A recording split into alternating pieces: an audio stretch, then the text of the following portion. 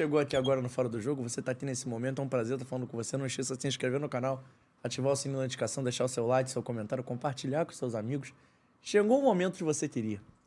Vamos falar do Vasco, que entrou 10 vezes em campo no Campeonato Brasileiro, venceu um jogo, empatou 3 e perdeu 6, 5 sendo seguidos. É um momento de reflexão dentro do Clube de Regatas Vasco da Gama, acredito eu. Eu, pelo menos, estou refletindo bastante sobre o que acontece com o Vasco. Deve ter a situação não é nada boa. A situação é dificílima na competição. Cadê a tabela? Bota a tabela, por favor. Bota a tabela. Olhando aqui a tabela, o Vasco está na 19ª colocação com 6 pontos em 10 jogos. É isso mesmo, eu já gravei. O Vasco entrou em campo 10 vezes, venceu 1, empatou 3 e perdeu 6. Um saldo de menos 9, que marcou 10 e sofreu 19 gols em 10 jogos. Ou seja, eu sou ruim de conta. Mas é uma média de quase 2 gols por jogo que o Vasco sofre no campeonato. O time faz um, porque são 10 para 10, né? Tá fechado aí. Então, todo jogo que o Vasco entrou no campeonato, ele perdeu os 2-1. É basicamente isso que o Vasco tá fazendo no Campeonato Brasileiro até aqui. Que complica muito a situação de um time que tá nessa situação, né, galera? Eu acho que o Vasco tá precisando de mudanças mais enérgicas. Acho que a verdade é essa, no final das contas. O Vasco tá mal na competição. Ontem, aí eu vou falar especificamente do jogo de ontem. Eu acho que o Maurício Barbieri tem ali sua conta, o time tomou 2 gols em 15 minutos, mas eu acho que a gente precisa começar a compartilhar um pouquinho dessa culpa também. Eu acho que os jogadores do Vasco ontem falharam quando não poderiam falhar. Maurício Barbieri tem as suas questões, Eu já acho que deveria ter sido trocado, já acho. Mas acho que eu não vou colocar hoje tudo na culpa do Maurício Barbieri, não. Diferente da terça-feira passada, que vocês ficaram aí, eu fiquei aqui quase 40 minutos comentando sobre. E aí sim, eu acho que dá pra gente colocar tudo na conta do treinador. Por conta da mudança de esquema. Ontem ele mudou também, mas uma mudança de esquema que não funcionou. Os 3 zagueiros ali sem nenhum volante mais de contenção. Beleza, o 4-0 no primeiro tempo eu acho que tá na conta dele. Mas ontem, eu acho que não. O Vasco tomou um gol de bola parada que não pode sofrer mais na 10ª rodada do campeonato, né? Um time que aí tem semanas cheias pra trabalhar. E aqui eu não tô sendo torcedor não, tá? Tô sendo só o analista. Hoje é só análise, vocês sabem que aqui comigo o papo é reto. Vocês sabem que eu sou Vasco, mas eu não misturo as caixinhas. Nem quando o Vasco tá ganhando, nem quando o Vasco tá mal igual agora. Então aqui a gente tá falando de futebol de maneira franca, leve e tranquila. E acho, na boa, que tá na hora do Vasco começar a se conscientizar um pouquinho do que tá acontecendo na competição. É muito grave o que tá acontecendo com o Vasco. Eu usei essa palavra na terça-feira e hoje eu repito sem medo de errar. É grave o que tá acontecendo com o Vasco. O Vasco tem um elenco aí que não era pra estar nessa posição. Independente se você concorda que o Vasco tá bem, que o Vasco tá mal, que os jogadores são bons, os jogadores são ruins. O Vasco não tem time pra estar em 19º com 6 pontos. Então alguma coisa tem que acontecer. Qual é o fato novo? Vai anunciar a contratação de alguém nesses 10 dias de data FIFA? Pra estrear já contra aí depois do jogo do Botafogo? Se eu não me engano é contra o Cruzeiro no dia 8. O Vasco tem o Botafogo dia 2 de julho, que é um domingo, lá no Newton Santos. Pode ser. Vai já anunciar a demissão do Maurício Barbieri? Não acredito. Até porque se fosse pra demitir, já teriam demitido. E acho que o Maurício Barbieri tá mantido até o jogo contra o Goiás. Só que eu acho que já não sei mais, assim, o que eu vou falar aqui de novo. Porque toda semana parece que eu faço a mesma análise. Toda semana o Vasco vem aqui e decepciona o torcedor que liga a televisão pra acompanhar. Eu acho que tá difícil a situação do Vasco de novo, e repito. Eu acho uma situação complicada. Eu acho que não é momento. Mas pro Vasco tá errando, tá errando.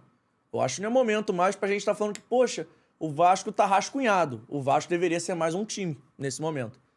10ª rodada. Mudou o esquema ontem de novo e eu acho que esse é o esquema que tem que persistir mais um pouquinho. É um esquema ali com 2 volantes mais de contenção, o Jair um pouquinho mais solto. E se tem alguma coisa de boa que a gente pode falar do jogo de ontem, que terça-feira eu falei que não tinha nada, tem mais uma joia na colina, que é o menino Ryan. Um cometa, de novo. O menino tem 16 anos, fazendo 17. Poderia ter idade ainda pra jogar no Sub-17, mas já é titular no Sub-20. E ontem foi titular com a camisa do Vasco pela primeira vez, se tornando o jogador mais jovem a marcar um gol no século XXI com a camisa do Clube de Regatas Vasco da Gama. 16 anos, 8 meses e 10 dias, ou 10 meses e 8 dias, enfim, muda muito pouco. Mas é isso, o Ryan é o jogador mais jovem a marcar um gol com a camisa do Vasco e que não pode ser reserva. A gente vai entrar naquele processo de que pode queimar o menino? Pode, mas o Ryan é extra classe. Que jogador o Vasco arrumou nesse jogador? E pode ser importante aí para essa virada de chave. Vamos ver como é que o Vasco se prepara para esse jogo contra o Goiás. Eu prometo aqui a gente não falar mais do Vasco até esse jogo. Eu acho que hoje eu vou falar aqui com o Rock um pouquinho, mas semana que vem a gente não deve ter resenha, até porque a data FIFA, fazer resenha de data FIFA é chato. Então até o jogo contra o Goiás a gente vai trocar uma ideia aqui tranquilo sobre outros temas, vamos trazer entrevistas. Mas eu queria ver mudanças mais enérgicas no Vasco. Eu acho que esse é o grande senão da minha fala hoje. Eu acho que tá faltando um pouquinho de energia para tomar decisões no Vasco. Eu acho que o Vasco tá muito letárgico, tá muito esperando a coisa engrenar de algum jeito, que parece que não vai acontecer, dadas as 10 rodadas que a gente viu até aqui. A bola não tá entrando? A bola não tá entrando. A bola do Lucas Piton ontem deveria ter entrado? Deveria ter entrado. Mas mesmo assim, tomou 2 gols em 15 minutos. E se despedaçou muito cedo, né? Um time toma 2 gols muito rápido num jogo fora de casa. É porque alguma coisa não tá certa. É um gol de bola parada, é um gol esquisito ali numa bola enfiada, um nada com nada. Não dá pra ser assim. Ontem eu vou isentar, assim, 100%. O Léo Jardim, que não teve culpa. E vou isentar também o menino Ryan, que fez o gol do empate. Os outros jogadores, todos eu tenho um senão pra falar. Eu tenho alguma coisa. Desde coisas mais positivas até coisas mais negativas, mas eu acho que todos têm um mais, um se, um porém.